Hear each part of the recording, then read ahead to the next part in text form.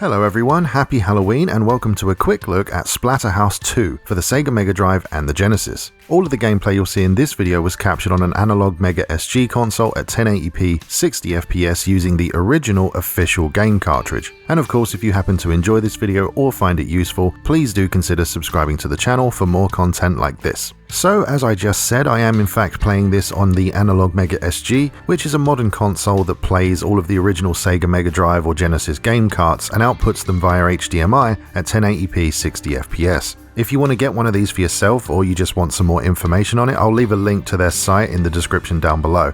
I'm not sponsored by them or anything like that, I just really love the stuff they make, so if you're interested, go and check it out. I also want to let you know that this video was made possible by Pyro Games. The owner of that store is just a very good friend of mine, and he very kindly loaned me a whole bunch of Mega Drive and Genesis games to play and share with all of you. So if you're looking for retro games, please do take a look at his store. International shipping's available to most places, and you can use my promo code to get 10% off. I should also say that I don't get paid for any of this, I don't get to keep these games or anything like that. I'm just advertising his business because, you know, he really cares about what he's selling and what he's doing. Plus he's a friend, so yeah, if you're interested, check out the link in the description. Now then, what is Splatterhouse 2 all about? Well, it was released originally in 1992, developed by Now Production and published by Namco. And of course, as you may be able to tell from the name of the game, it's a sequel to the original game Splatterhouse, which itself released in 1988. As far as I'm aware, the game released exclusively on the Sega Mega Drive or the Sega Genesis if you're from the US. It hasn't actually had many official ports over the years, but it did make an appearance on the Wii Virtual Console in 2008. It can also be played on the Evercade handheld console, as it's included on the second Namco Collection cartridge, along with Splatterhouse 3, which was originally only released in Japan and the US. As with most retro games, the story and gameplay are both relatively simple.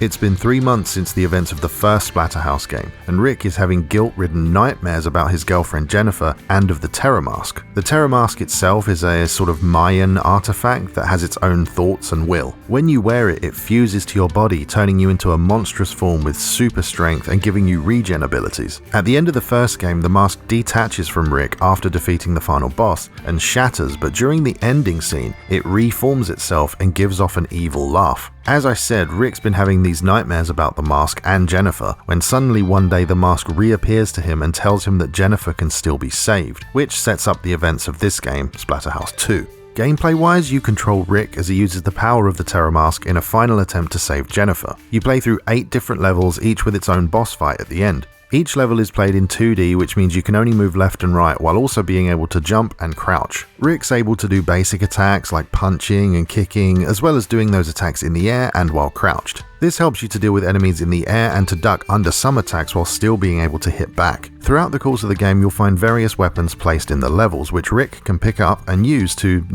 splat stuff, I suppose. And there's also a difficulty setting which wasn't always as common as it is now, and the English version has a password system that allows you to replay and skip to whichever level you want. And that's about it for what the game has to offer, so what do I think of it? Well, considering that we're looking back on a game that was released nearly 30 years ago, I think it holds up pretty well, both in terms of looks and gameplay. Obviously, it's very basic in pretty much every way, but that's really only true when you compare it to the kind of stuff we can play nowadays. I mean, I quite enjoyed the remake that released on the PS3 and the 360 in 2010. It wasn't perfect by any means, and it did have some jank to it, but overall, I thought it was pretty good.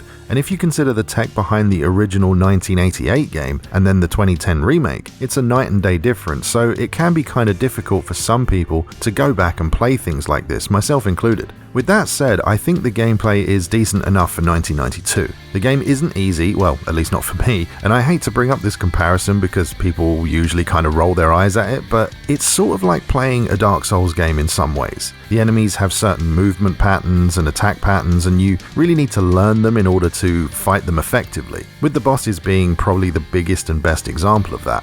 You can't just stand there and mash buttons to win, it simply doesn't work. But once you take the time to learn the levels, understand what's going on and how to counter it, the game does give you that sense of accomplishment when you finally overcome the challenge. Splatterhouse 2 only has 8 levels, and for the recording of this footage, I only managed to get to the 3rd level while playing for about half an hour. The addition of the password feature is really handy, just because I can go back and play the third level whenever I want to and carry on from there, or indeed any level I wish. Visually, I've always liked the Splatterhouse designs and the pixel art. For nearly a 30-year-old game, it still looks pretty good, I think. Of course, pixel art has come a long way since 1992 when you consider games like Stardew Valley or perhaps Dead Cells, but I think it looks really good nonetheless. When you combine the graphics with the music, you get a really creepy atmosphere. I think the enemies all look suitably gross and the animations are more than adequate for this type of game. One thing that stands out to me is the death animations for the enemies, especially when you have one of the level's weapons in hand. Just the way you can smack a monster into the background wall with a pipe or club their head in with a large bone is just brilliant in my opinion. To be fair though, a simple punch from Rick can split a monster in half and knock its torso clean off of its waist, so either way is great really. I suppose the only real criticism I've ever had of the Splatterhouse games is that I just wish there was a bit more to them. I mean, don't get me wrong, I like the way they are just fine, and I'm not saying they need a full-on RPG system or anything like that, but you know, just a few more types of attacks or slightly longer levels would have been greatly appreciated. For my personal tastes, and because I'm just really bad at 16-bit retro games, I would have liked the levels to be slightly easier but also slightly longer to compensate. You know, keep the same amount of lives and hits you can take before you die, but make the levels twice as long and slightly tone down how difficult some enemies in certain sections are. But ultimately, Splatterhouse 2 is and always has been one of my favourite games for the Sega Mega Drive or Genesis. The way it leans into the horror elements and uses them to create a side-scrolling nightmare beat-em-up is just really clever, especially for its time. I mean, sure, there were other 2D monster beat-em-ups like Altered Beast, for example, but I don't think they really left as much of an impression. In my opinion, Splatterhouse 2 has great graphics, fun gameplay that can sometimes be a challenge, decent music, and it also works perfectly for a relaxed Halloween evening. And so there you go, that was my quick look at Splatterhouse 2 for the Sega Mega Drive or Sega Genesis. These retro videos are a bit of a passion project for me, and I know they won't get lots of views and all that stuff, but I really do enjoy making them and the games mean a lot to me. Plus, they help fill out my content when there's nothing to review, so it's all good. And please, if any of you out there have any experiences with this game, or perhaps other retro games that you'd like to share with me and the rest of the community, go ahead and leave them in the comments section. I would genuinely enjoy reading them. And of course, if you enjoyed the video or found it useful, I hope today will be the day that I earn your subscription. And if you want to support the channel even further, all the important links are in the video description down below. But with all that said, thanks very much for watching, happy Halloween, and I'll see you next time.